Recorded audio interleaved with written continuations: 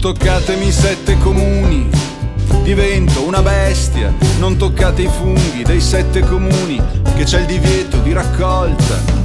Lasciatele stare le montagne, non ci provate neanche a spostarle. Cosa mi importa se quelle cime non hanno i profili arditi delle Dolomiti? Voglio trascorrere tutta l'estate da solo lassù, in un bivacco tra i boschi, come Kerouac nel romanzo che parla del Dharma e dei suoi vagabondi. Vai coi boscaioli canterini.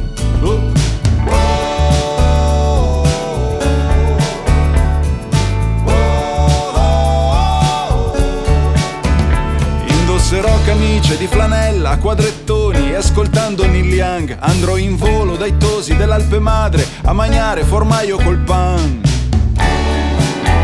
Voglio coltivare le virtù dello spirito, il profumo del fieno mi rende ascetico.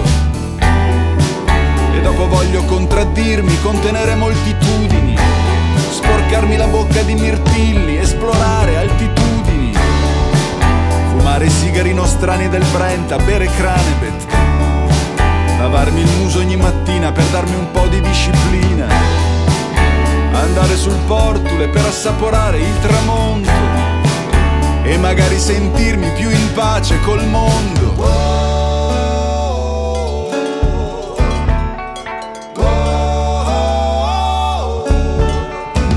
Voglio stancarmi, voglio sudare, voglio andare per casere fino a sentire che mi si apre il sorriso nel cuore e parlare del tempo che passa con il saggio malgaro, di vecchie morose e di un lupo ogni anno più nero.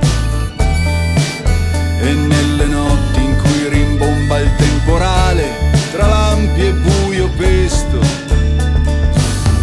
stare in ascolto di mamma natura che mi sussurra, come che te go fatto tedesco.